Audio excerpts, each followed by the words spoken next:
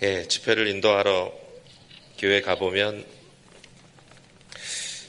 어떤 교회는 너 왜 왔니? 그러듯이 마치 말씀을 던지면 튕겨나오는 교회도 있고 말씀을 전하면서 굉장히 좀 애를 먹는 그런 교회도 있는데요. 제가 부족한 탓이죠. 근데 우리 서문교회는 어제 한 분도 안 조시고 끝까지 말씀 잘 들어주셨어요. 그래서 오늘도 제가 3분 주무시면 끝낼 텐데 또 내일 주일이니까 저희가 너무 무리하지 않고 말씀의 범위 안에서 나누겠습니다. 혹시 시간이 좀 너무 많이 가면 마지막 포인트는 제가 좀 줄일 수도 있어요. 아주 신사적인 강사입니다. 사실은 설교라는 것은 이제 말씀의 선포기 때문에 우리 개혁주의 전통에서는 말씀에 선포하는 그 순간에 성령님께서 말씀을 통하여 역사하시는 그 역사에 대한 기대가 굉장히 큽니다. 물론 그 설교라고 하는 어떤 그 이벤트, 그러니까 지금 설교가 행해지고 있는 이 상황, 이 사건이 굉장히 중요한데 그러나 또 한 가지 중요한 우리 개혁주의의 원리는 하나님의 말씀, 성경 말씀이 주해되고 성경 말씀이 이해되는 것이 올바른 설교라는 것이죠. 그러니까 그냥 앞에서 재밌는 얘기, 감동된 얘기를 함으로써 여러분들이 그냥 마음의 어떤 이벤트를 체험하고 가는 것이 중요한 게 아니라요. 하나님의 말씀이 이해되는 것이 중요합니다.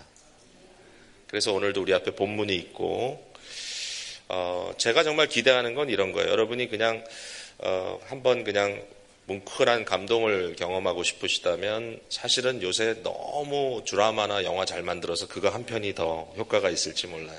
아니면 정말 여러분에게 감동을 주는 그런 가수의 노래 한번 들으면 울적해집니다.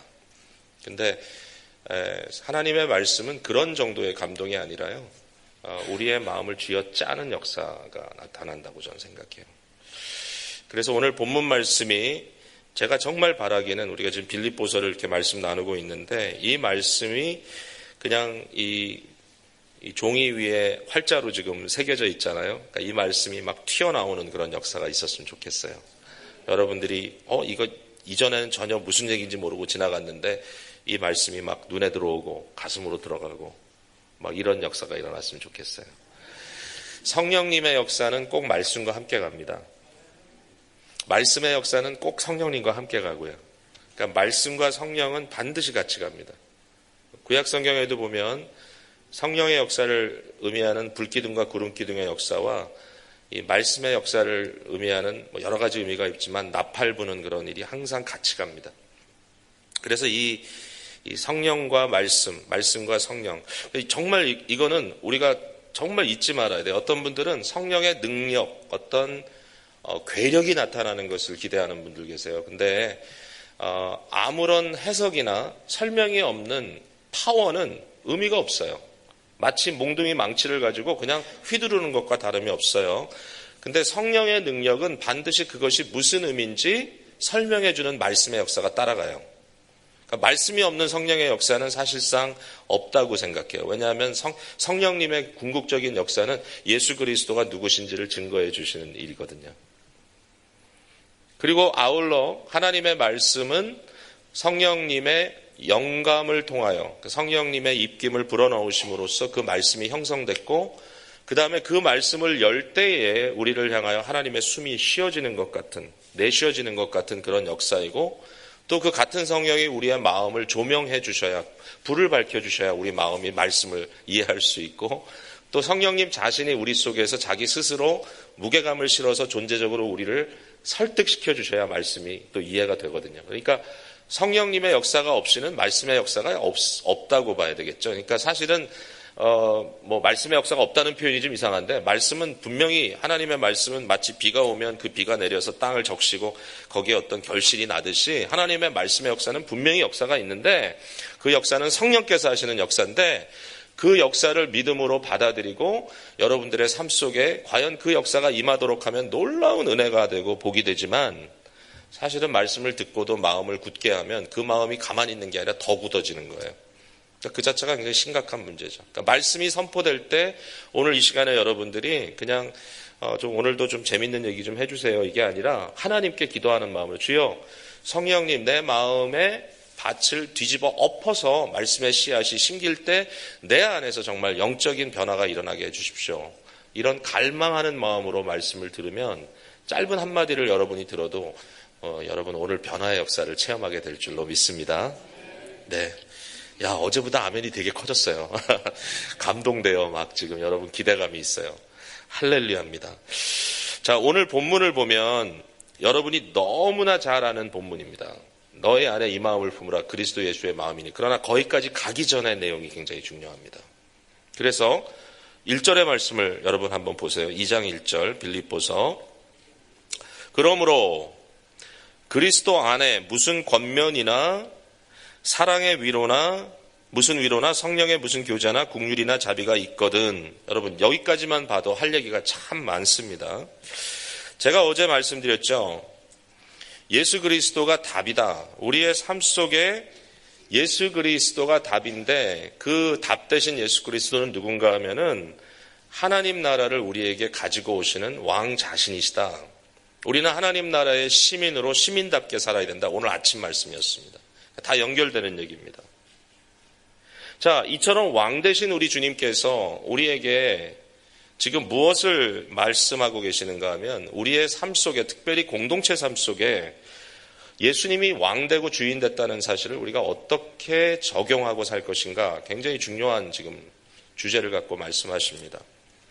이 공동체라는 것은 교회 공동체도 되고요. 그 다음에 여러분의 가정 공동체, 믿음의 가정 공동체에도 이게 적용이 됩니다. 그리고 모든 믿음의 relationship, 관계 속에 그 사회성 속에 이것이 그대로 적용이 됩니다. 그러니까 오늘 말씀은 우리의 삶에 있어서 굉장히 중요한 부분이죠. 모든 관계.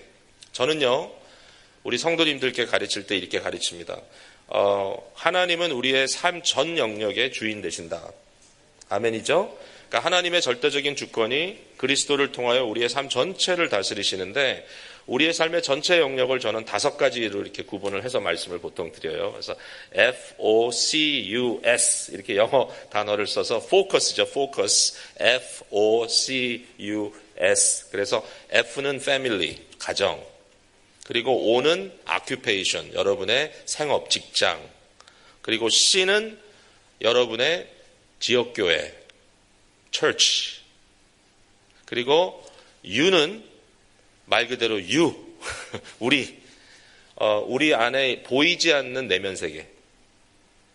unseen 이렇게 해도 됩니다. 보이지 않는 내면 세계. 그 다음에 S는 모든 사회관계, social network, relationship. 그래서 이 5가지 영역 속에 하나님이 주인 되심이 드러나야 되는데 여러분 교회 생활이 여러분의 신앙생활이 전부가 되면 비극입니다. 교회 생활은 신앙생활을 가르치고 신앙생활을 할 수 있도록 여러분을 코럴백 해주는, 이 코럴백이라는 표현을 제가 썼네요. 마치 풋볼 할 때 코럴백은 공을 잡고 이렇게 적당한 장소로 던져주지 않습니까? 이렇게 디스트리뷰트, 나눔이잖아요. 그러니까 교회의 역할은 6일 동안 여러분들이 파송된 현장에서 제대로 살아가도록 도와주는 역할이지 세상에서 자꾸 끄집어내가지고 교회 모이게만 하는 역할은 아니에요. 모이는 교회가 중요한 만큼 흩어지는 교회도 중요한 거죠. 그러니까 이 로컬 철치가 중간에 있다는 건 굉장히 중요한 것 같아요. C라는 게 중간에 있어요. 딱 중간에. 그러니까 C를 통해서 모든 것이 영향을 받아요. 그러나 교회, 모이는 교회만이 우리의 신앙생활의 전부가 되는 게 아니라 우리의 가정, 우리의 직장, 우리의 교회 공동체 생활, 우리의 내면 세계, 아무 보지 않을 때 내 삶 속에 어떤 일이 벌어지고 있는가. 그 다음에 모든 인간관계 속에 하나님이 어떻게 나의 주인으로 자리 잡고 계시는가, 역사하시는가, 그걸 다 생각해야 되는 거죠. 자, 빌립보서는 그 전 영역에 있어서 우리에게 하실 말씀이 있는데 오늘은 가정 또는 교회라고 하는 측면에서 어떻게 그리스도가 답이신가, 이제 이런 얘기입니다. 자, 오늘 아침에 또 한 얘기를 잠깐 상기시킬게요. 제가 아침에 여러분께 말씀드렸는데 바울 사도의 글 속에는 항상 2가지의 측면이 있다 그랬죠. 항상 병행해서 가는 게 있다 그랬어요. 하나는 복음에 대한 설명, 오케이? 이것이 주님께서 우리를 위하여 해주신 일이다라는 설명이 나오고 그 설명을 받아서 나오는 게 뭐냐면 명령입니다. 명령. 그러므로 이렇게 살아라. 그죠? 그러니까 명령을 우리에게 주실 때에 서술적 설명이 없는 명령을 주시진 않는다 그랬어요, 제가. 그러니까 그냥 왜 해야 되는지를 모르고 하는 것만 하게 되면 그것은 윤리주의, 도덕주의적인 그러한 신앙이 되겠죠. 그러나 주님께서 우리를 위하여 하신 일들이 선행될 때, 그것을 이해할 때, 그것이 먼저 우리 속에 그렇습니다라고 믿어질 때, 그 다음에 당연히 해야 할 일들이 생기는 거죠. 그래서 indicative, imperative, 서술적, 명령적 이 두 가지의 그 구조가 있다 그랬어요. 두 가지의 이 병행되는 어떤 내용이. 그러니까 오늘 본문에 보면 1절은 서술입니다. 서술. 그리스도 안에라는 말은 이런 얘기죠. 교회를 향한, 성도를 향한 왕 대신 예수 그리스도의 그 마음을 얘기하는 겁니다. 예수 그리스도가 여러분을 향하여, 교회를 향하여, 그리스도 안에 여러분을 향하여 무엇을 하시는가 이거죠. 무엇을 하시는가 설명하려고 하는 거예요. 여기에 물론 맨 뒤에 보면 이렇게 하거든 이라고 써 있지만 이것은 일종의 레토릭입니다. 다시 말해서 당연합니다. 그렇습니다. 아멘입니다. 그런데 정말 이것이 사실이라면 너는 이렇게 해라라는 이제 명령조로 나갈 거예요. 근데 1절은 뭐냐면은 설명입니다. 그리스도 안에 우리에게 무엇이 있는가. 여기 보니까 무슨 권면 그랬어요. 무슨 권면.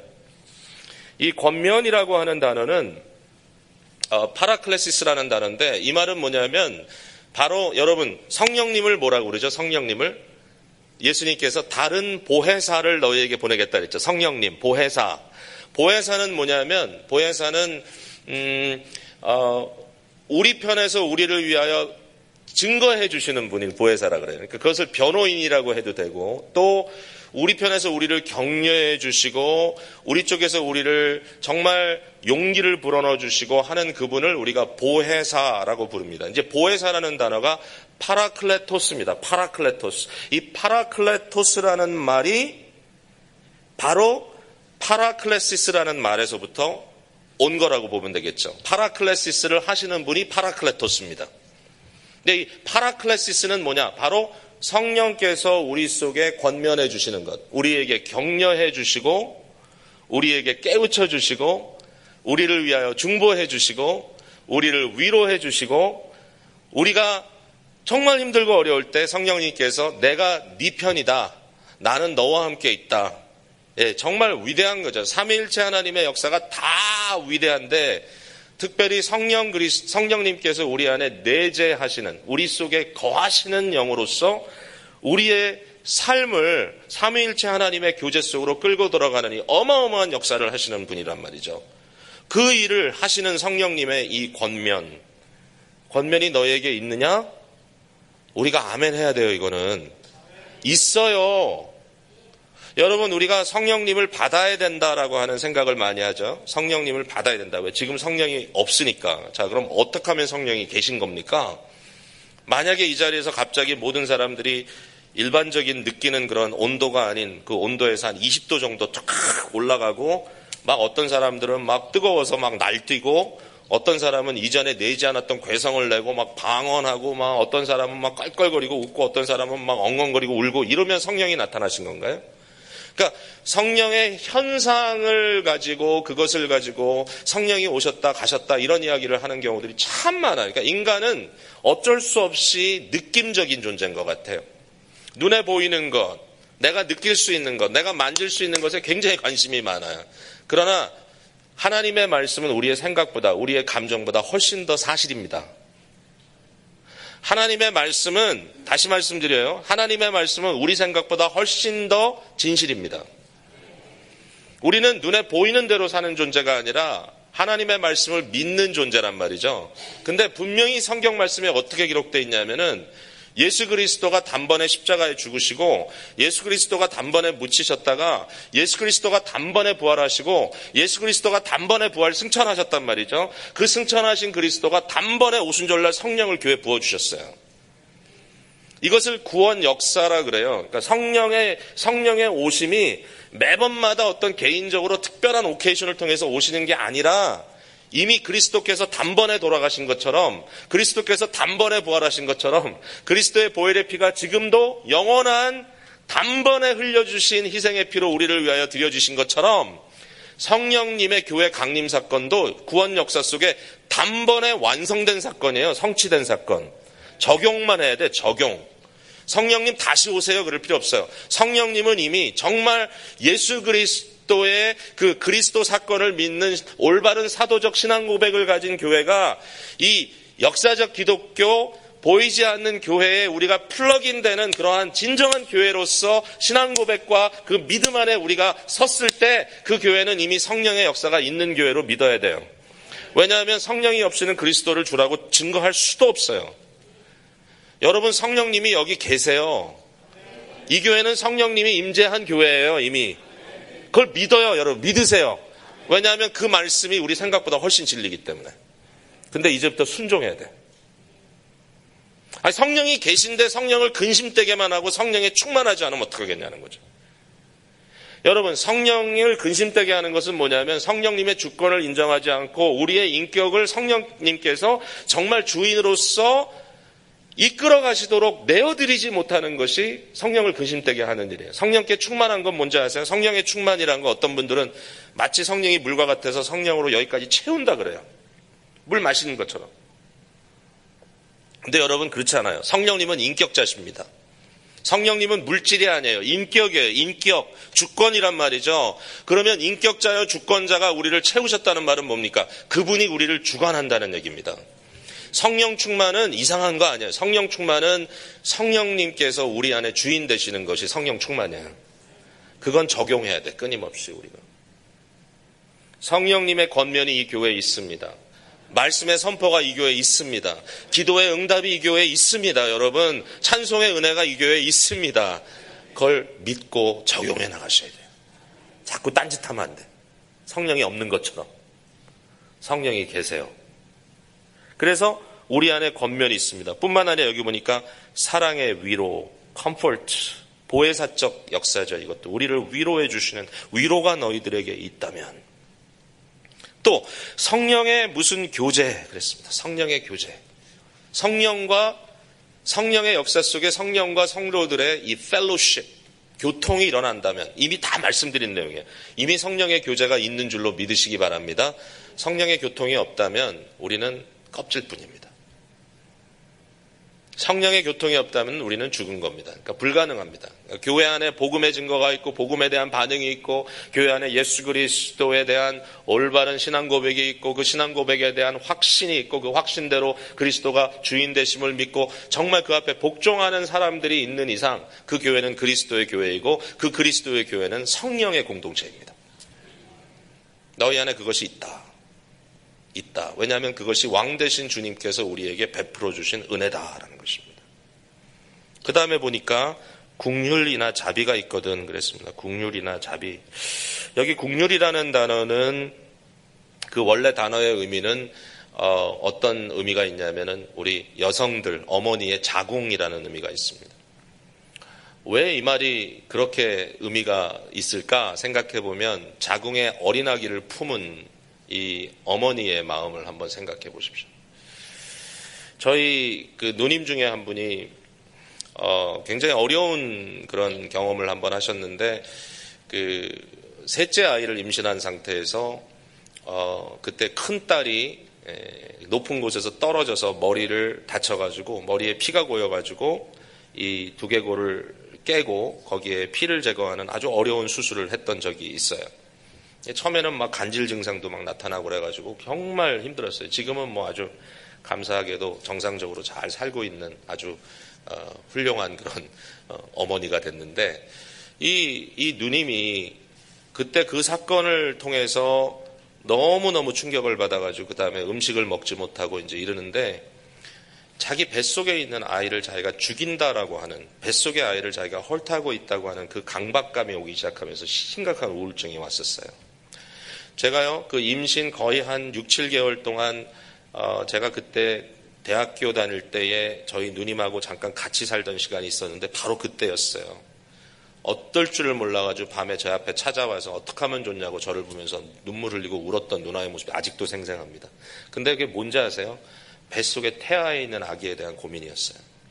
자기가 힘들고 어렵다 그런 얘기가 아니었어요. 우리 애기 잘못되면 어떡하나. 우리 애기 잘못되면 어떡하나. 근데 너무 예쁜 얘기가 태어났어요. 애기가 태어나고 나서 그 문제가 해결됐어요. 엄마의 마음을 제가 알았어요. 아, 엄마는 이런 존재구나. 그런 거예요. 그리스도가 마치 어머니가 자궁에 태아를 품은 것 같이 교회를 그의 심령에 품고 계신다 이거예요. 여러분, 이 교회는 우리 주님이 태아의 아기를 품은 것 같이 우리 주님이 여러분 품은 교회입니다. 참 생각하면 할수록 이해가 안 될 정도로 대단한 일들이에요. 우리 같은 존재를 위해서 그리스도가 정말 막 쩔쩔 매듯이 우리를 위해서 사랑으로 품어주시는 그 주님. 이게 주님이 교회를 향한 국률이에요. 여러분, 우리가 힘들고 주님 앞에 울고 매달릴 때 주님 그 얘기 들어주시겠어요? 안 들어주시겠어요? 들어주세요. 물론 우리보다 하나님의 지혜가 뛰어나기 때문에 응답하는 방법이나 우리가 생각하는 어떤 결과보다 다른 결과가 올 수는 있어. 그러나 절대로 우리 주님이 우리를 향하여 국률한 마음을 갖고 계시다는 사실은 여러분 절대로 잊지 마세요. 그래서 기도가 가능해요. 여기에 자비라고 하는 것은 국률한 마음을 가진 분이 하는 모든 행동을 자비라고 그래요. 그러니까 예수 그리스도가 교회를 향하여 베푸는 모든 것이 자비로움이에요. 이 모든 것을 너희들이 가지고 있느냐? 이런 것이 있느냐? 이거는 수사적 질문이죠. 레토리컬 질문이죠. 있습니다. 있다라는 얘기죠. 있습니다. 교회를 향한 그리스도의 이와 같은 역사가 있습니다. 만약에 그것이 있다면, 아니 있기 때문에, 이게 이제 인디케티브죠. 서술이면 우리가 어떻게 살아야 될 것인가, 거기에 대한 명령을 우리에게 주시는데, 자, 오늘 한 세 가지의 명령이 여기 나와요. 하여튼 하나씩 한 번씩 풀어볼게요. 첫 번째 명령은 뭐냐 하면은, 결론적으로 첫 번째 명령은 4절 마지막에 나옵니다. 나의 기쁨을 충만하게 하라 겁니다. 바울 사도가 빌립보 교회를 개척한 분으로서 빌립보 교회 성도들을 향하여, 지금 몇 가지 갈등을 겪고 있는 성도들을 향하여 하는 말씀이, 제발 나의 마음을, 나의 기쁨을 충만하게 하라. 나를 기쁨으로 충만하게 채워다오. 이게 무슨 얘기죠? 여러분, 우리는 역사성을 부인해서는 안 돼요. 제가 어제 역사가 오래된 교회가 꼭 다 좋은 건 아니라 그런 말씀을 드리긴 했지만, 그건 어떤 믿음의 현재성을 강조하기 위해서 그런 말씀을 드렸지만, 동시에 우리가 어떤 하나님께서 역사를 통해서 교회에 부어주신 은혜에 대해서 우리가 너무 소홀히 해서는 안 돼요. 망각해서는 안 돼요. 저는 복음의 릴레이라는 생각을 해봅니다. 마치 릴레이를 할 때 여러 사람이 릴레이를 뛰죠. 먼저 뛴 사람이 열심히 뛰어야 됩니다. 그런데 그 사람은 그 바튼을 그 다음 사람에게 넘겨줘야 되고, 또 그 다음 사람은 또 열심히 뛰고, 그 중에 어떤 사람은 좀 부진하고, 어떤 사람은 좀 더 빨리 뛰고, 그래가지고 레이스를 어떨 때는 굉장히 유리하게 만들기도 하고, 어떨 때는 좀 불리하게 만들기도 하지만, 그러나 중요한 건 뭐냐면 그 레이스를 끝까지 달려야 된다는 거죠. 기독교 역사를 보면 유리했을 때도 있고 불리했을 때도 분명히 있습니다. 교회가 실수했을 때도 있고 실패했을 때도 있고, 교회가 나름 상당한 성공을 이뤘던 적도 있습니다. 여러분, 그렇죠? 80년대, 90년대 한국교회뿐만 아니라 이민교회 엄청난 부흥기였다고 많이 얘기하죠. 그러나 그 이후에 상당한 침체기가 지금 오고 있는 것도 사실입니다. 지금 현재 굉장히 어려운 도전이 교회에 있습니다. 최근에 어느 유명한 목사님 한 분이 은퇴하면서 후임 목사님을 세웠는데, 제가 그 목사님께 그런 질문했어요. 목사님은 무슨 생각하면서 후임을 세우셨어요? 그랬더니 그 목사님 하시는 말씀이, 앞으로는 당연히 고생할 거기 때문에 뚝심 있는 목사 세웠다고 그렇게 얘기하시더라고요. 참 불쌍하다, 요새 목회하는 목사들. 이러면서 우리 시대는 그렇지 않았는데 지금 세대 너무 어렵다, 그 얘기를 하세요. 맞아요. 지금은 쉽지 않은 시대라고 저도 생각해요. 그러나 이런 시기도 있지만 또 부흥기도 있어요. 그래서 우리는 기도해야 돼요. 하나님, 우리 교회에 새로운 부흥기가 오게 해주십시오. 근데 중요한 건 이게 릴레이라는 거예요. 계속해서 지금 가고 있는데 복음을 주기 위하여 우리보다 앞서 희생을 치른 사람들에 대하여 그들의 사역에 대한 보람이 있게 해달라라고 하는 바울의 말씀에 우리 귀를 좀 기울여야 됩니다. 바울이 이렇게 얘기합니다. 여러분 2장 16절에 생명의 말씀을 밝혀 나의 다름질이 헛되지 아니하고 수고도 헛되지 아니하므로 그리스도의 날에 내가 자랑할 것이 있게 하려 함이라 그랬어요. 제발 여러분께 부탁합니다. 여러분 이렇게 해주십시오. 그렇게 부탁하는 이유는 제가 했던 모든 다름질이 헛되지 아니하고 저의 수고가 헛되지 아니하기를 위함이며 예수 그리스도의 날, 그날 내가 그 결과물을 가지고 주님 앞에 그래도 주님 앞에 내가 충성했습니다라고 말할 수 있는 거리를 좀 만들어 주십시오. 17절 만일 너희 믿음의 제물과 섬김 위에 내가 나를 전제로 드릴지라도 나는 기뻐하고 너희 무리와 함께 기뻐하리니. 이거 굉장히 정말 애잔한 말씀이다. 뭐냐면 이제 너희의 믿음의 제물, 지금 너희들 바로 빌립보 교회 당신들이 지금 여러분의 삶을 믿음의 제물로 여러분의 섬김으로 드리십시오. 그 위에 제가 전제로 부어드리겠습니다. 전제는 뭐냐면은 이 액체로 드리는 그 제사인데요. 이렇게 설명하는 분들이 있어요. 제사를 다 드리고 나서 이제 그 제물에 그 제단에 올라가 있는 짐승이 다 타가지고 이제 마지막 정말 이 제가 되는 그 순간에 마지막 순간에 거기에다가 드링크 어퍼링을 분단 말이에요. 어떨 때는 이렇게 설명하는 분도 있더라고요. 그것이 그 짐승의 피를 이렇게 담아놨다가 그것을 마지막까지 갖고 있다가 마지막에 클라이맥스로 그 피를 그 제물 다 탄 제물 위에다가 확 부면 그 김이 확 위로 올라가면서 마지막 클라이맥스가 된다는 거죠. 이걸 전제라고 불렀다고 하는데 바울 사도가 지금 무슨 얘기하는지 아시겠죠? 자기가 이제 순교의 피를 흘릴 날이 온다는 거예요. 지금 내가 나의 순교의 피를 당신들의 믿음의 제물과 당신들의 봉사라고 하는 이 헌신 위에 내 자신이 나의 피, 나의 뜨거운 피를, 순교의 피를 그 앞에 부어드린다 할지라도 나는 기뻐하겠습니다. 나의 수고와 나의 헌신에 대하여 여러분들 나의 기쁨을 충만하게 해주십시오. 제가 모태신앙이라고 말씀을 드릴 수 있는 그런 사람인데 정말 그 모태신앙이라는 것이 어떨 때 보면은 굉장히 모태신앙이 아니라 못해신앙이 되는 경우가 있더라고요. 아무것도 못 그냥. 근데 따져보면 저라고 하는 한 사람을 만들기 위해서 얼마나 많은 사람들의 눈물과 기도가 있었는지 그걸 생각할 때마다 정말 감동이 되는 거예요.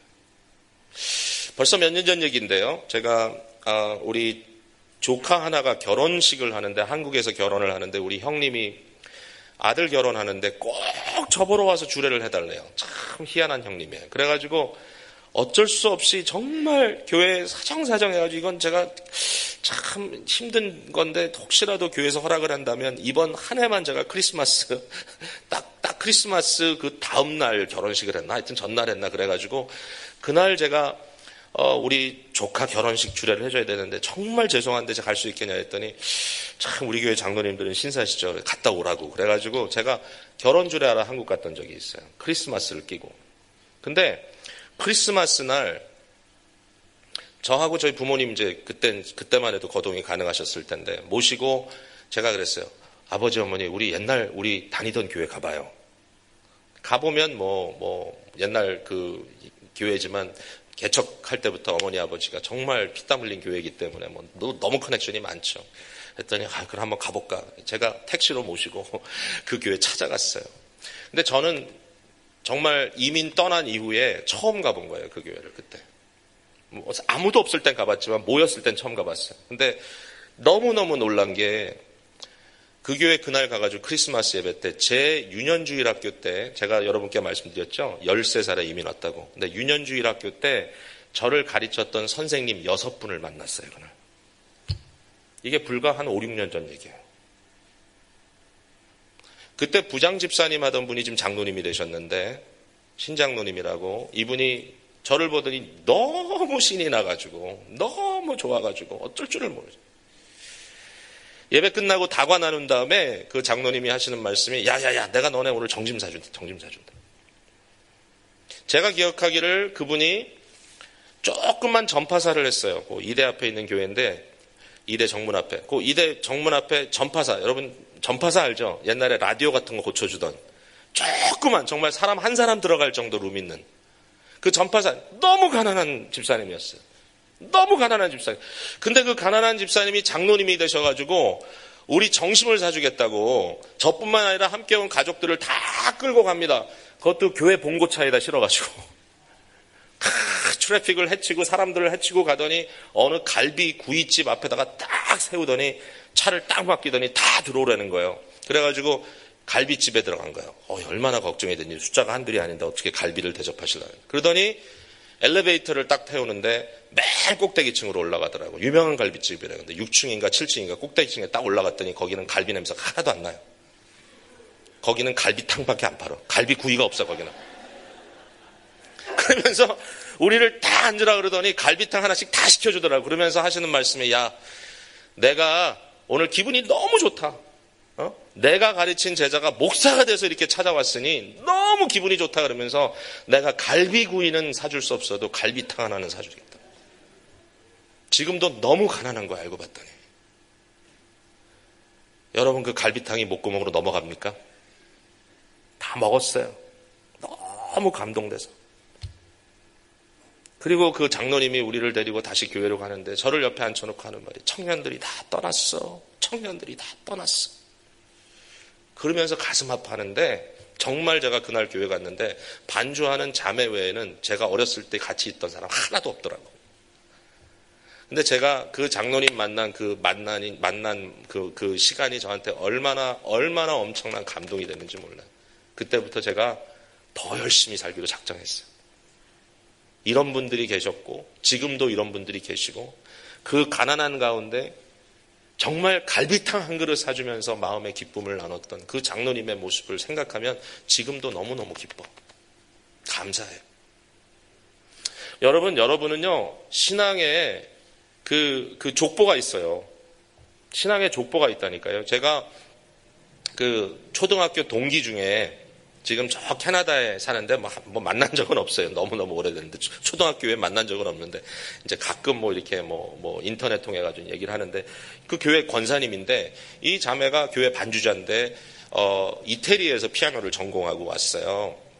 근데 뭐 이렇게 얘기하다 보면 별 얘기 다 하잖아요. 근데 그때 제가 한 가지 들은 얘기가 뭐냐면 이태리에서는요 어느 학교를 졸업했느냐는 아무 의미가 없대요. 음악한 사람이. 그러니까 유일하게 의미가 있는 건 뭐냐면 음악가 족보가 있어야 돼요. 족보가.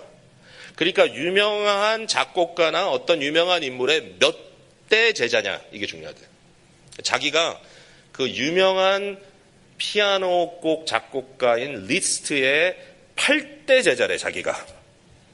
그래서 그건 무슨 얘기냐 그랬더니 자기 스승이 7대래. 근데 자기가 스승의 수제자래. 그거 어떻게 믿어요? 제가 그 얘기를 듣고 나서 그러면은 나는 뭔가 그랬더니 뭐 여러 우리 선생님들 생각이 나지만 제가 감히 그분들에 대해서 제가 뭐 수제자라고까지 말할 수는 없지만 따져보니까 2000년 전에 이 땅에 오신 예수 그리스도로부터 오늘 그 12제자 이후로 오늘 우리에게 복음이 전파되기까지 그 체인이 끊어지지 않았더라는 거예요. 그 체인이 끊어졌으면 우리한테 안 옵니다, 여러분. 맞죠?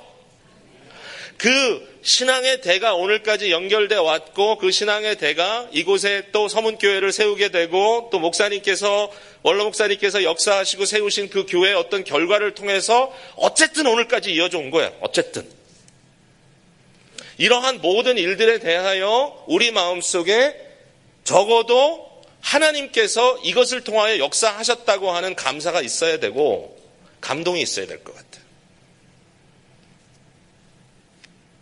지금 우리의 모습이 어떻다 할지라도 우리 스스로를 어떻게 평가한다 할지라도 잊을 수 없는 건 뭐냐면은 그 힘들고 어려웠던 시절에 눈물로 심었던 그분들의 수고가 있었다는 거죠. 바울 사도의 이 마음이 저는 너무 귀합니다. 저도 기도해요.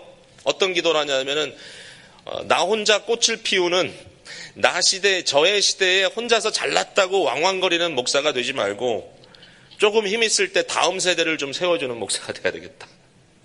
누군가가 언젠가 자기 족보를 이야기할 때 박성일 목사가 내 족보에 들어간다라고 얘기해주면 참 좋겠다. 신앙의 족보에.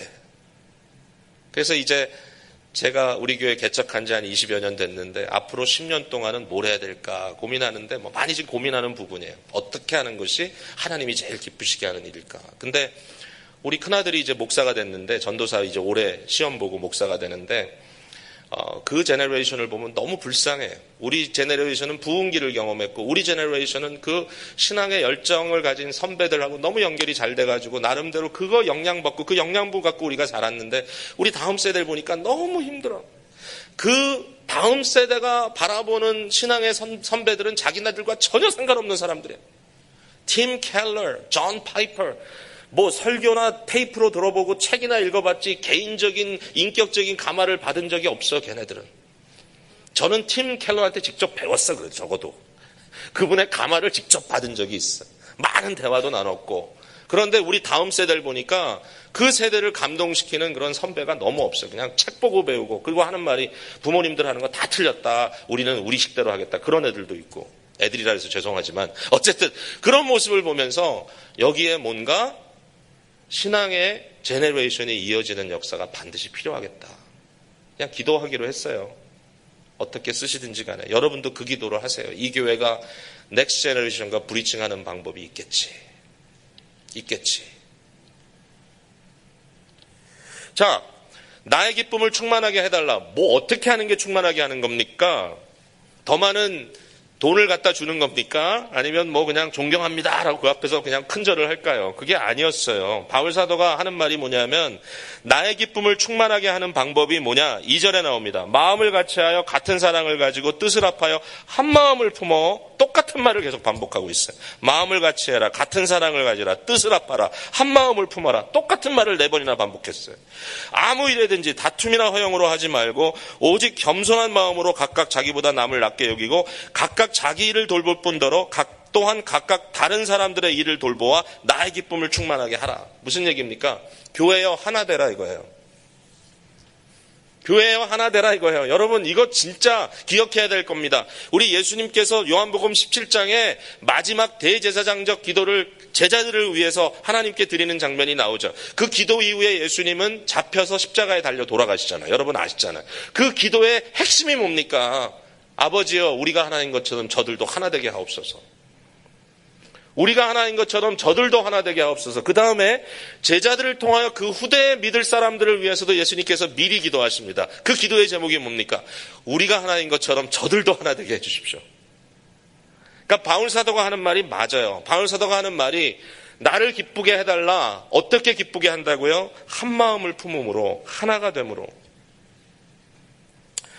여러분 한 마음이 될 수 없는 이유가 뭡니까? 한 마음이 될 수 없는 이유는 3절입니다. 다툼과 허영 때문에 그렇습니다. 다툼과 허영.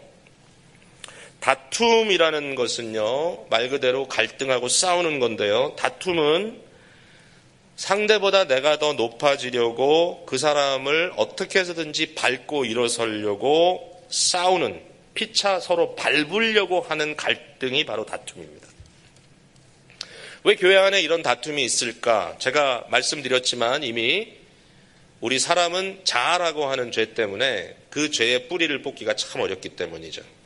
결국은 자기 연민, 자기 사랑, 자기 중심, 결국은 자기에 대한 것이 너무 에고가 강하기 때문에 결국은 그것으로 인하여 사람들은 끊임없이 다툼을 합니다.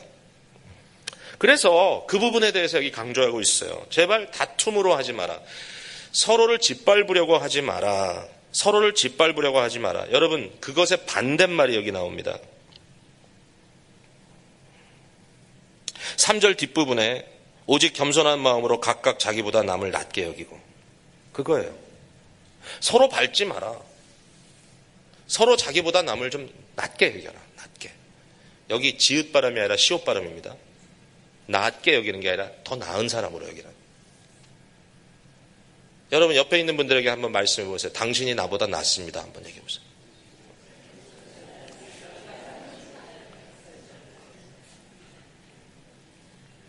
맞아요?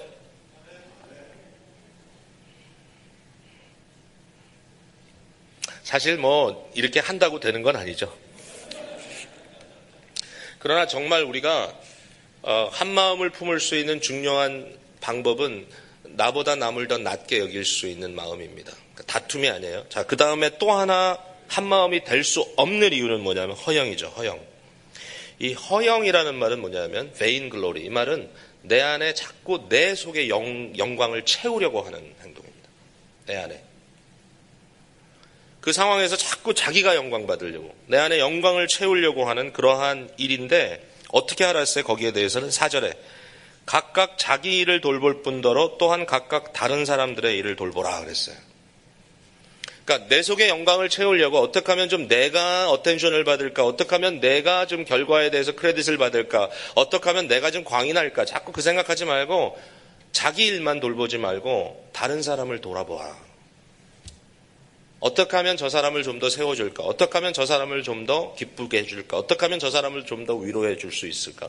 어떻게 하면 지금 굉장히 실망하고 있는 저 사람이 교회에 정말 성실한 사명자로, 성실한 봉사자로 다시 일어설 수 있도록 도와줄 수 있을까? 바울 사도의 생각이에요. 당신이 나보다 더 중요합니다. 당신이 필요한 것을 하나님께서 주시기를 바랍니다. 이상해요. 교회 열심히 일하는 사람일수록 이런 상처가 더 많아요. 더 다툼이 있고 더 허영이 있고 거기에 채워지지 않음으로 인하여 마음속에 갈등을 더 많이 경험하고 있어요. 교회에 이런 말이 많이 돌죠. 내가 뭐 사람 보고 봉사하나 하나님 보고 봉사하지. 여러분도 그렇게 생각하세요? 교회 봉사하는 거 하나님 보고 하세요? 사람 보고 안 하고? 아멘? 아멘이 안 나오네. 우리 교회 교우들 중에 그런 분들이 계셨어요. 나는 사람 보고 봉사 안 합니다. 나는 하나님만 보고 봉사합니다. 사람 보고 하면 실망합니다. 하나님 보면 실망 안 하니까 하나님만 보겠습니다. 저희 교회 봉사하는 것 중에 제일 굳은 일이 뭐냐면은 1년에 뭐 많이도 안 돌아가지만 몇 번씩 교회 그 식사하고 나서 주방에서 그 접시 뭐 몇 개는 안 되지만 하여튼 뭐 그 도구들 닦고 그 다음에 수저 닦고 하는 이 일인데, 아유 뭐 그거 끝나면 땀투성이에다가 완전 물에 젖어가지고 가시더라고요. 근데 그 싱크 앞에 서가지고 옆에 사람들 쫙 같이 서서 일하는데 얼굴 한 번 돌리지 않고 벽만 보고 일해요. 벽만 보고 닦어. 이렇게 벽만 보고 닦으세요. 저는 사람 보고 일 안 합니다. 하나님 보고 일하죠.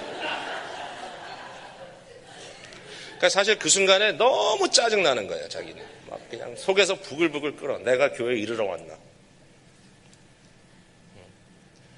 잘 빼입고 왔는데 뭐 다 버리고, 그러니까 벽만 보고, 내가 주만 보고 하나님만 보고, 주의 억울합니다. 그러나 주님만 보고 가겠습니다.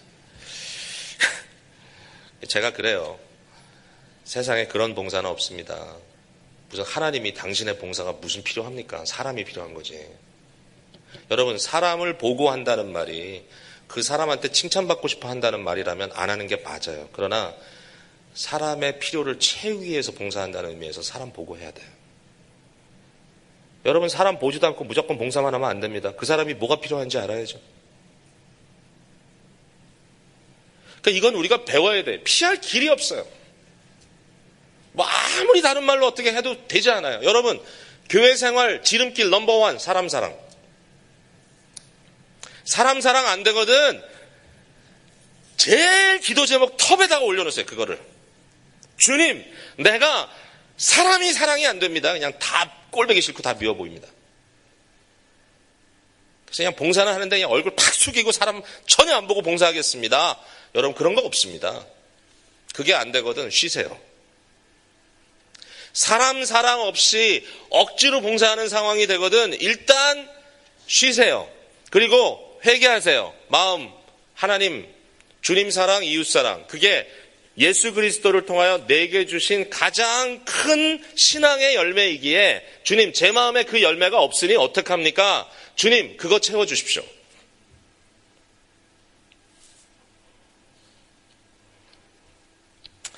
각각 자기보다 남을 낮게 여기고 각각 다른 사람의 일을 돌아보아.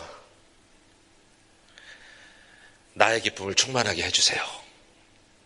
이게 바울의 첫 번째 명령입니다. 자, 지나갑니다. 그럼 두 번째 명령은 뭐냐? 두 번째 명령은 그리스도의 마음을 품으세요 라는 명령입니다. 5절에 너희 안에 이 마음을 품으라 곧 그리스도 예수의 마음이니. 자, 이게 이제 왜 중요한가 하면 아무리 다투지 마세요, 아무리 허영 부리지 마세요 해도 그것에 대한 레퍼런스가 필요하다는 거죠. 근거가. 여러분, 왜 자가 필요한가 하면 자를 봐야 정확하게 치수가 나오는 거잖아요. 그걸 레퍼런스라 그래요, 그거를. 그러니까 우리가 예를 들어 길다 짧다라는 얘기할 때 무엇을 기준으로 얘기하느냐 굉장히 중요합니다. 그러니까 기준이 필요합니다. 기준이. 이 룰입니다. 룰. 올바른 룰이라고 하는 것은 사람을 살리는 것이고 죽이는 것이 아닙니다. 그래서 사랑이라고 하는 법이 제일 좋은 겁니다. 근데 룰은 룰이에요. 룰은 굉장히 중요해요, 여러분. 제가 오늘 새벽 기도 마치고 제가 있는 숙소 근처를 한 1시간 넘게 이렇게 이렇게 걸었습니다. 운동 삼아 걸었는데 그 앞에 큰 길을 이렇게 한번 왔다 갔다 건넜습니다. 근데 한번 건너는데 그 신호가 자주 바뀌는 신호가 아닌데 제가 옆에 이렇게 버튼 눌렀더니 이제 딱 불이 신호가 바뀌어가지고 앞에 파란불이 나오고 사람 이렇게 그림이 나와가지고 제가 그 길을 건너갑니다. 근데 그때 마침 차가 굉장히 많았어요. 6차선인데 이쪽에도 차가 꽉 있고 저쪽에도 차가 꽉 있습니다. 근데 그 꽉 있는 차들 사이에 저 혼자 유유히 그 길을 걸어갑니다. 그러니까 그 사람들이 저를 얼마나 미워하겠어요. 지금 바빠 죽겠는데 저놈 혼자 걸어가려고 지금 우리가 여기서 지금 몇 분 동안 서서 기다려야 되나. 저는 일부러 천천히 걸었습니다. 그 순간에. 왜냐하면 물론 마음은 미안했어요. 마음은 미안했는데 그 생각이 번뜩 들더라고요. 아, 이게 법이구나. 법이 약자를 보호하기 위해서 사랑의 법으로 존재할 때는 참 좋은 법이구나.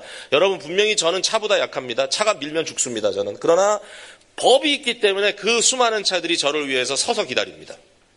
아무리 속이 부글부글 끓어도 서서 기다리는 거예요. 왜냐하면 그게 그 사람들의 포인트 오브 레퍼런스예요. 무엇이 옳은 일이냐, 무엇이 그른 일이냐, 라이트 보고 가는 거예요. 똑같아요. 똑같아. 사랑의 법을 우리가 어떻게 할 것이냐, 그 불이 어디 있느냐, 예수님 보고 가는 거예요. 예수님 보고. 예수님을 보면 법이 보여요. 그러니까 아무리 내가 나보다 약한 사람을 그냥 짓밟아버리고 싶고 저 사람은 만만하니까 그냥 한번 뒤통수 치고 가고 싶어도 하지 못하는 이유가 뭐냐? 예수님의 불이 딱 켜 있으면 그거 보고 가야 돼. 그래서 교회 질서가 생기는 거예요. 그렇죠? 여기 보니까 예수 그리스도의 마음을 품으라. 근데 너무너무 귀한 게 뭐냐면 그 다음에 설명하는 내용을 보면 예수님의 마음이 어떤 마음인가 하면 다툼의 반대말이고 허영의 반대말이에요. 예수님의 마음이. 이미 우리가 얘기한 거예요. 자, 그 다음 말씀 보세요. 6절. 우리 같이 읽어볼까요? 6절. 시작. 그는 근본 하나님의 본체시나 하나님과 동등됨을 취할 것으로 여기지 아니하시고. 야, 이게 바로 예수 그리스도의 마음은 어떤 마음인가 하면은 성부, 성자, 성령의 삼위일체 관계 속에 성부와 성자의 관계는 어떤 관계냐면은 다투는 관계가 아니에요. 서로 더 높이 올라서려고 밟으려고 하는 관계가 아니고 서로 자신을 섬겨주는 관계입니다. 이게 삼위일체의 완전한 사랑의 관계입니다. 삼위일체에는 여러 가지 비밀이 있죠. 여러분, 삼위일체가 굉장히 어려운 교리라는 것은 많은 분들이 알고 계시지만 삼위일체가 꼭 필요하다는 것은 많은 분들이 느끼지 못하고 있어요. 여러분, 하나님은 완벽한 perfect being입니다. 완벽한 존재. 완벽한 존재가 가져야 될 게 있습니다. 완벽한 존재는요, 반드시 일치성이 있어야 됩니다. 하나여야 됩니다. 하나. 그런데 삼위일체 하나님은 하나입니다. 분명히 하나인데 그것만 가지고는 완벽한 존재가 되지 않습니다. 왜냐하면 완벽한 존재가 하나로만 끝나면 무슨 문제가 생기냐면 굉장히 이기적인 존재가 됩니다. 자기밖에 모릅니다. I. 모든 게 나. 그건 완벽한 존재가 아닙니다. 완벽한 존재는 완전한 일치성을 가져야 되면서 동시에 완전한 사회성을 가져야 됩니다. 그래서 그 안에 조화가 이루어져야 되고 진정한 그 관계성이 그 안에서 이루어질 때 그것을 온전한 존재라고 얘기합니다. 하나님은 삼위일체 하나님은 이 관계성과 일치성이 완벽합니다. 관계성이 어느 정도로 완벽하냐면요. 성부 하나님과 성자 하나님의 관계를 보면 너무 완벽하게 관계가 되어 있기 때문에 그것을 우리가 사랑한다라고 말하지 않고 사랑이다라고 얘기합니다. 그러니까 하나님은 사랑을 하지 않아요. 왜냐하면 사랑을 하는 것은 내 본질이 아닌 것을 억지로 할 때 한다 그래요. 근데 사랑이다라고 하는 건 뭐냐면 그게 본질이에요, 본질. 그러니까 하나님의 삼위일체적인 존재는 완벽한 일치성을 갖고 있고 또 완벽한 사회성 갖고 있어. 분명히 그 안에는 성부, 성자, 성령의 구분이 있는데 그러나 이것이 하나예요. 자, 근데 왜 성부, 성자라고 부르느냐? 성부, 거룩한 아버지, 성자, 거룩한 아들. 그러면 아버지가 언제 아들을 낳았나? 그런 적은 없어요. 영원부터 아버지고 영원부터 아들이에요. 이거 무슨 얘기냐면요. 그 관계를 설명하는 거예요. 여러분, 어머니가 아이를 낳아보셨죠, 아이를. 어머니가 아이를 낳으셨을 때 그 아이를 막 낳을 때 그때 여러분 생각이 어떻습니까? 물론 너무 고통스럽고 너무너무 고통스럽고 힘들지만 아기 낳다가 나 이제 못 해먹겠어 그러고 그만두는 엄마는 한 번도 본 적이 없어요, 여태까지. 에이 다 때려쳐 그런 거 없어요. 끝까지 나요. 죽을 고생을 하면서. 그리고 낳고 나서는 그렇게 좋아하더라고요. 그리고 나서 이제 한 10년 지나면 뭐 왼순이 뭐니 이렇게 나오지만 어쨌든 그 날 때 낳고 나서 그 순간에 어머니의 모습을 보면 정말 그렇게 희생적인 엄마가 없어요. 네? 저도 우리 아이들 셋 낳는 거 봤는데 야 정말 아기를 낳는 게 정말 힘든 거잖아요. 근데 성부 성자의 관계에서 성부 하나님의 특징을 보면 성부 성자 그리스도에 대한 성부의 마음이 어떤 마음인가 하면 바로 낳고 끝나는 게 부모는 낳고 끝나잖아요. 그 레이버 하는 시간이 뭐 5시간이든 10시간이든 뭐 15시간이든 그 시간에 하고 나서 끝나잖아요. 근데 성부가 성자에 대한 마음은 뭐냐면은 영원히 낳고 있는 것 같아. 그 하나님 마음을 표현하는 거예요. 하나님의 마음 상태를. 예수 그리스도에 대한 마음은 영원히 내 품에 지금 그 아들을 품고 낳는 것과 같은 여러분 그 정말 아까 말했던 그 자궁의 태아를 품은 것 같은 이 국률한 마음, 이 국률한 마음을 가진 아버지가 우리를 살리기 위하여 그 아들을 십자가에 정말 절규하는 그 아들을 나의 하나님 어찌하여 나를 버리시나이까라고 절규하는 그 아들을 거기 그대로 뒀다는 사실이 이해가 되냐는 거예요. 이해가 안 되잖아요, 우리가. 그럼에도 불구하고 했다라는 게 중요한 거예요, 하나님이. 그게 그렇게 구원이라는 게 쉽지 않았던 거죠. 성부의 마음은 영원토록 태아의 아이를 품은 것 같이, 아니 그 아이를 낳는 그 순간의 치열한 모습, 또 그 아이를 낳자마자 누리는 그 기쁨과 같은 바로 그것이 한순간 지나가는 게 아니라 영원히 forever, eternally 영원토록 그게 아버지의 마음. 성자 그리스도의 마음은 뭐냐면은 영원토록 아버지께 순종하는 마음. 영원토록 끊임없이 순종의 마음을 드리는 아들의 마음. 그래서 아버지의 사랑은 품는 사랑, 아들의 사랑은 순종의 사랑. 이 사랑이 끊임없이 영원토록 이루어지기 때문에 삼위일체 하나님의 존재를 보면서 우리는 사랑한다라고 얘기하지 않아요. 그건 사랑을 하는 게 아니에요. 그건 사랑이 된 거예요. 이러한 관계. 그런데 이 관계 속에 우리 예수 그리스도는 영원토록 아버지께 복종하고 아버지의 뜻에 복종하면서 본인이 하나님 자신임에도 불구하고 자기 자신을 비워내시는 역사를 하더라는 것입니다. 그것이 두 번째 얘기입니다. 자, 7절에 오히려 자기를 비워 종의 형체를 가지고 사람들과 같이 되셨다. 사람들의 모양으로 나타나서 자기를 낮추시고 죽기까지 복종하셨으니 곧 십자가에 죽으십니다. 여러분, 자, 조금 전에 한 말을 통해서 성부, 성자 하나님의 관계를 서로 다툼, 이런 다툼의 관계가 아니라 서로를 세워주고 서로를 품어주고 서로를 사랑하고 복종하는 관계라고 얘기했죠. 자, 그 다음에 예수님은 어떤 주님이신가? 어떤 예수님이신가? 당연히 하나님 자신으로서 하나님의 본체로서 하나님의 영광을 취해야 되는 분임이 분명함에도 불구하고 그가 허영의 반대말이죠. 영광을 채우지 아니하고 도리어 영광을 비워내셨다. 영광을 덜어내셨다. 영광을 아예 empty out, 완전히 비워내셨다. 이게 예수님의 사역이었다.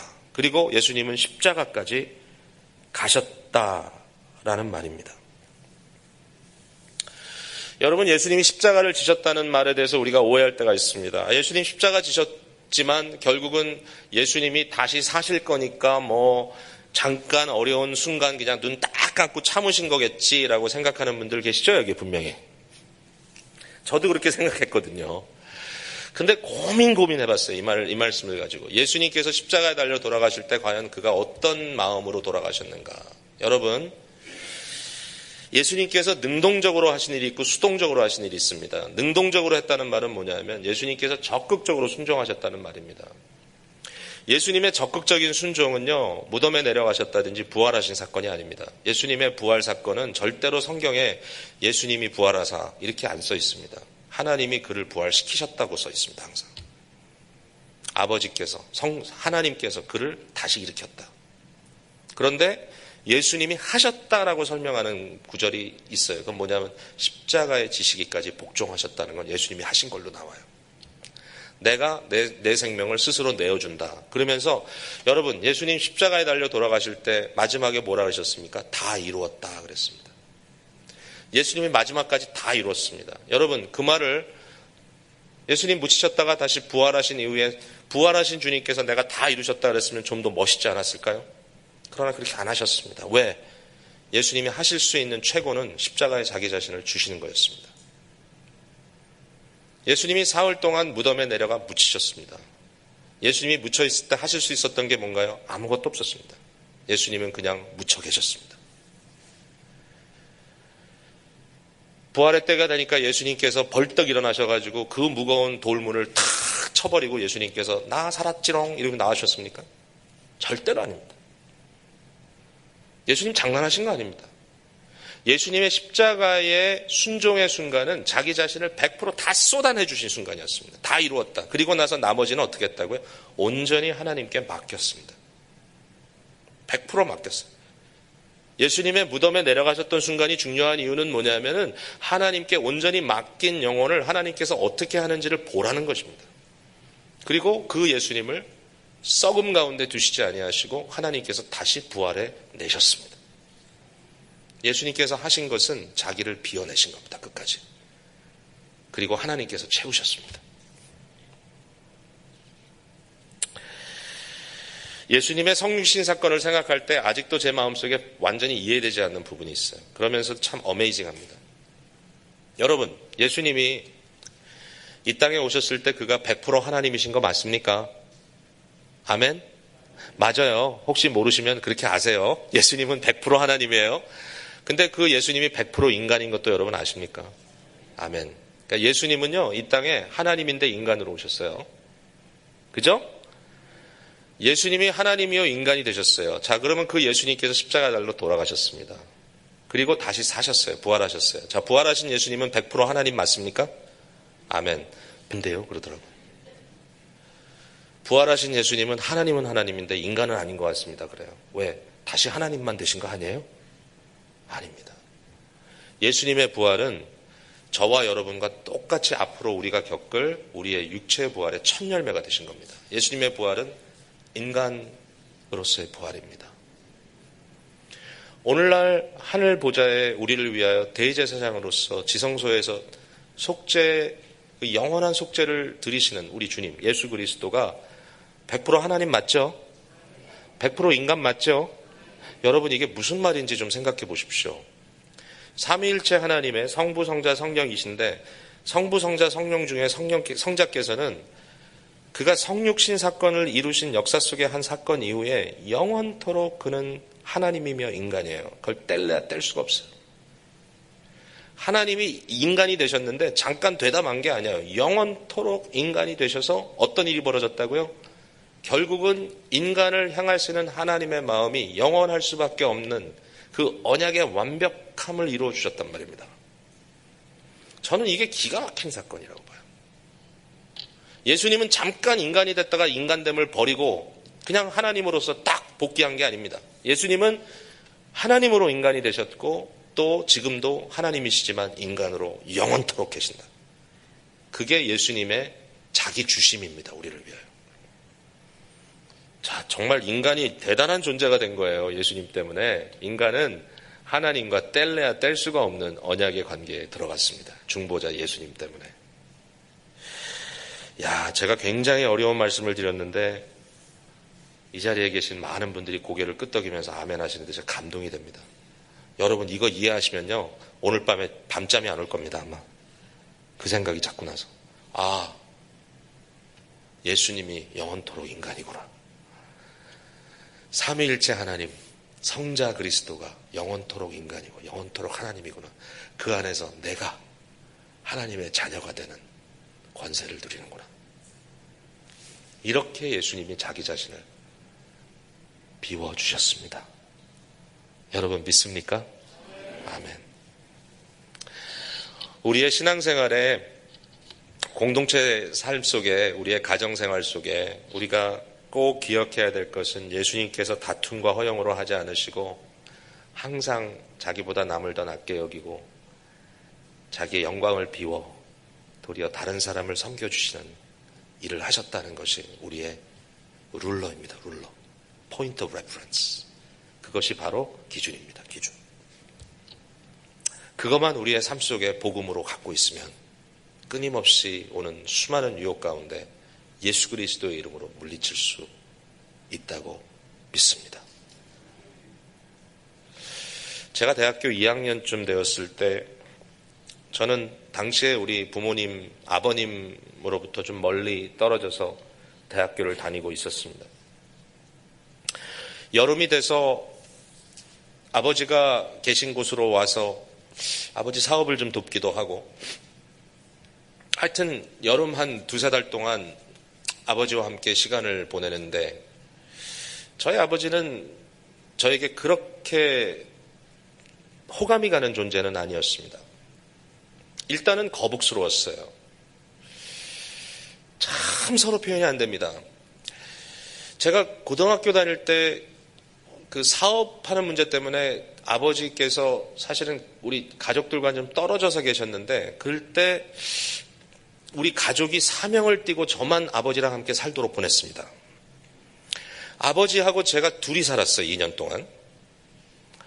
한 번은 아버지가 된장찌개 끓이고 한 번은 제가 김치찌개 끓이고 그러면서 살았어요. 2년 동안. 근데 그 정도 2년을 살았으면 서로 좀 관계가 깊어지고 좀 애틋하고 그래야 되지 않습니까? 대학교 진학하는데요. 아버지가 함께 있자 그래가지고 제가 아주 뒤집어질 뻔했습니다. 아버지 절대로 같이 못 삽니다. 저는. 혹시 제가 이곳에 있다 할지라 저는 학교 캠퍼스 들어가서 기숙사 살 겁니다. 그거는 좀 어렵지 않겠냐. 그러면 저는 멀리 떠나겠습니다. 이제 멀리 갔거든요. 그랬다 이제 여름이 됐는데 다시 돌아왔어. 아버지 있는 대로. 자, 그 다음 날은 제가 월요일인데 다시 학교로 돌아가는 날입니다. 주일날 밤입니다. 교회 갔다가 마지막 날이니까 친구들하고 좀 오랫동안 있었습니다. 제가 이렇게 나쁜 아이가 아니거든요. 그때 나가서 클럽 가서 춤추고 술 먹고 이런 거 전혀 아니거든요. 예수 믿는 형제 자매들끼리 모여가지고 자매도 같이 모였어요. 하여튼 형제 자매들 같이 모여가지고 밤늦게까지 우리의 미래를 토론했다니까요. 믿어주세요. 정말 그랬어요. 제가 나는 앞으로 목사가 될 거야 이러면서. 근데 좀 늦게 들어왔어. 우리 아버지가 제가 고등학생 때 항상 주장하신 게 밤 10시 이후는 나가 있지 마라. 10시가 컬퓨인 거예요. 지금 대학생이 됐는데 밤 12시쯤 돼서 들어왔다고 아버지가 뒤집어질 게 뭡니까? 그날 밤에. 제가 불이 다 꺼져 있길래 몰래 방에 제 집으로 들어와가지고 제 방으로 들어와서 문을 딱 닫고 불을 딱 켰는데 불과 3초 만에 아버지가 문을 팍 열시고 들어오시더라고요. 그러면서 야! 너 그따위로 살려면 당장 나가! 아버지 저 내일 떠날 건데요. 아니 당장을 나가! 너무 화가 나신 거야. 마지막 날인데도 이렇게 따져보면 이런 거지. 지금 와서 생각해보면 네가 내일 떠나는데 마지막까지 나를 외면하고 그렇게 밖에서 놀다 올 거냐. 사실 그런 얘기였던 것 같아요. 제 생각해보면. 근데 그 순간에 저한테 들리는 거는 그냥 아버지의 폭력만 들리는 거예요. 폭력이야 그냥 한마디로. 너 그따위로 살 거면 나가! 저희 아버지가 제가 보기에는 약간 좀 이 분노 장애가 있는 분. 그냥 확 눈이 돌아가시면 그 다음부터 아무것도 안 보냐. 막 고함 지르시고 정신이 없어요. 그래서 제가 나가려는데 어떻게 해요? 짐을 이렇게 하나둘씩 싸니까 너 어디 가? 또 그러시더라고요. 그래서 나가려면요. 저 나갑니다. 그랬더니 어디 가냐고. 막 또 야단을 치시는데 제가 그냥 너무 기진맥진해가지고 참 너무 화가 나고 저도 화가 나고. 그럼 뭐 처음에는 이런저런 변명을 하다가 아버지가 계속 고함을 지르시면서 막 호통을 치시고 야단을 치셨는데 그때 저도 확 갔어요. 이게 맛이 갔어. 확 돌았어 제가. 정말 그런 경험은 정말 평생 한 번 이상 하면 안 돼요. 팍 돌았어요. 그래가지고 갑자기 아버지를 팍 껴안았어요. 제가 껴안고 막 울었어요. 막 울면서 아버지 왜 아버지는 항상 저보러 야단만 치세요? 왜 아버지는 저를 사랑한다는 말을 한 번도 안 해주세요? 왜 아버지는 왜 이렇게 맨날 나만 보면 못마땅만 하세요? 그때 어머니가 옆방에 계셨는데 그걸 보러 오셔서 보시더니 너무 깜짝 놀라셔가지고 아버지는 막 놔라 그러면서 고함을 치지 아들은 아버지를 붙들고 막 고함을 치지. 저희 어머니는 굉장히 영적인 분이시거든요. 기도 많이 하시는 어머니시거든요. 지금도 그래요. 기도 많이 하시는 분이에요. 이건 보니까 귀신 들렸거든. 어머니가 옆에 오시더니 아직도 기억이 난다니까. 우리들이 막 이러고 있는데 어머니가 오시더니 막 두 사람을 치면서 사탄아 물러가라!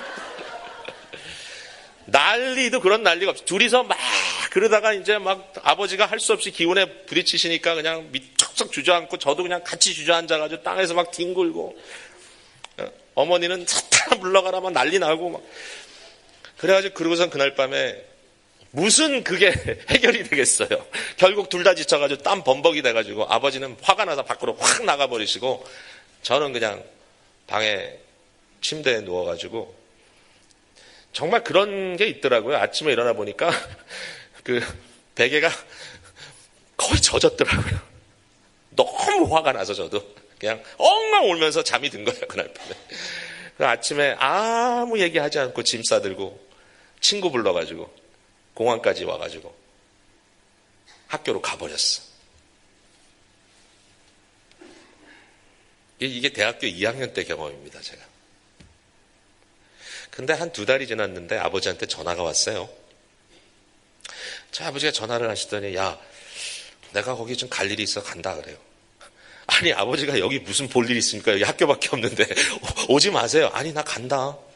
오늘 몇 시에 도착하니까 좀 만나자.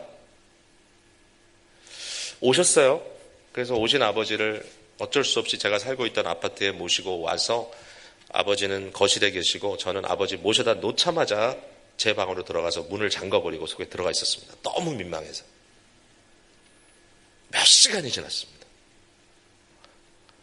어두컴컴해집니다. 갑자기 밖에서 아버지 소리가 들립니다. 성일아! 성일아! 할 수 없이 나갔죠. 아버지 부르셨어요. 그래. 제가 이렇게 서 있는데 아버지가 하시는 말씀이 그때 그 일 때문에 아직도 마음이 많이 아프냐? 아버지가 우리 아버지가 저희 아버지하고 저하고 40년 차입니다. 제가 6남매 막내고요.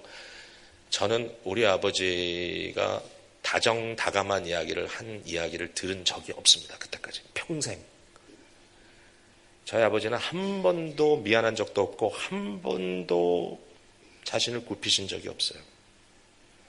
근데 그때 아버지가 그때 그 일이가 아직도 마음이 아프냐 그래 저한테. 그래서 둘러댔죠. 뭐 무슨 일이요? 아 그때 그 일이요. 다 잊어버렸습니다. 아버지 걱정 하나도 하지 마십시오. 다 잊어버렸습니다. 그리고 가만히 있는데 갑자기 아버지가 잔잔한 목소리로 내가 미안하다. 내가 너 사랑한다. 그러시는 거예요. 자, 그 정도 되면 제가 이긴 거 아닙니까?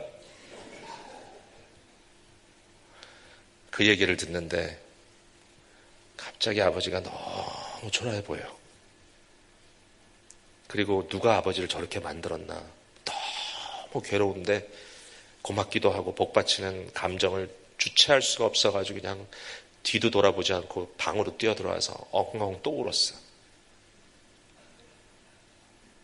근데 그때 제 마음속에 깨달아진 게 있어요. 마음속에 우리 아버지가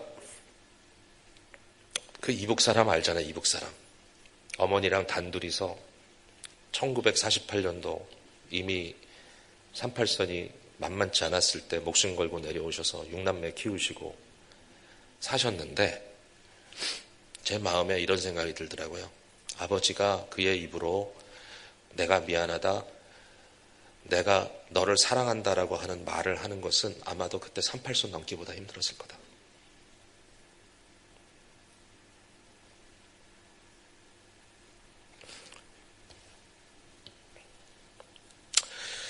제가 그때 깨달은 게 있어요.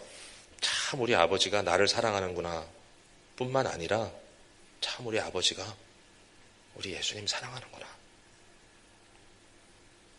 저게 복음이구나. 저는요 저희 아버지하고 그때 이후로 아버지 소리 질러요. 아직도 그거 안 고쳐져요. 아버지 열받으면 소리 지르시거든요. 근데 아버지 아무리 소리 질러도 제 마음에 상처가 안 돼요. 우리 가족 중에 그 경험을 한 사람은 저밖에 없어요. 6남매 중에. 다른 모든 식구들은 아버지가 갑자기 소리 지르기 시작하면 다 벌벌 떨어요. 근데 아버지 소리 지를 때 옆에서 실실 웃으면서 아버지 비유달래는 사람 저밖에 없어요. 6남매 중에. 왜? 아버지 마음을 알아요. 왜 그러시는지 마음을 알아.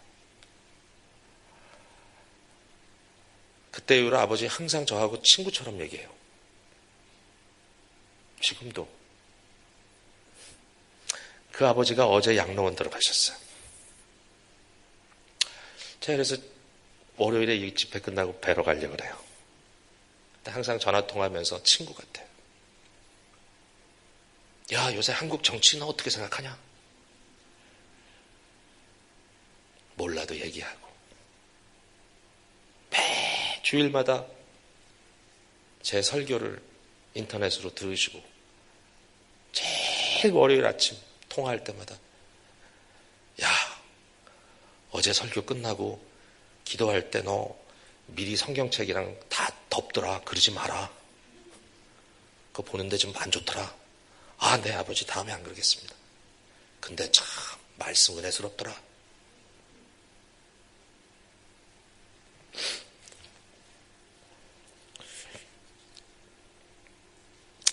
정말 안 될 것 같은데요. 예수님 때문에 누군가 자신을 비워내니까 주님의 사랑의 법이 성취되더라고요. 저는 할 수 있는 일이 아니었어요. 근데 믿음이 좋으신 우리 아버지가 하셨어요.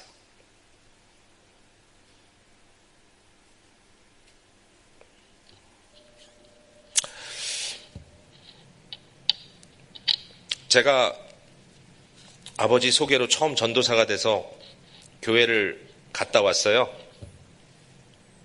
처음에는 아버지가 신학교 가서 전도사 되겠다 그러니까 아버지가 처음엔 하지 말래요, 저보러. 너 진짜 평생 그렇게 할 수 있어? 글쎄요, 뭐 제가 모르겠지만 하나님 부르신 것 같습니다. 야, 신학교 나오고 목회 안 하려면 너 신학교 가지 마. 우리 아버지가 신학교 일찍 나오셨는데 목회 안 하셨거든요. 목사님 힘들게 하는 장로였어요, 오랫동안 우리 아버지가. 야, 내가 살다 보니까 신학교 가는데 목회 안 하려면 안 가는 게 낫더라. 너 목회 안 하려면 가지 마. 예, 목회하겠습니다.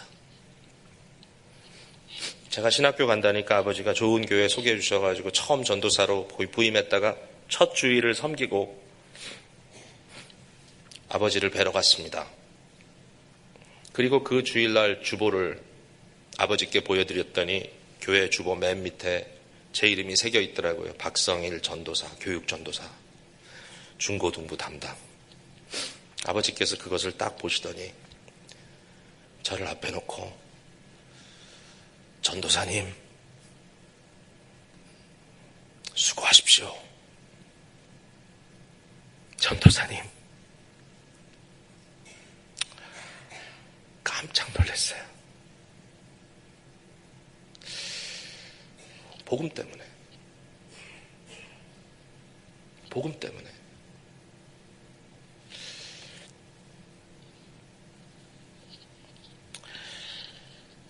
여러분, 예수 그리스도를 기준으로 우리의 복음의 기준을 삼을 때에 참 굉장한 일들이 벌어지는 것 같아요.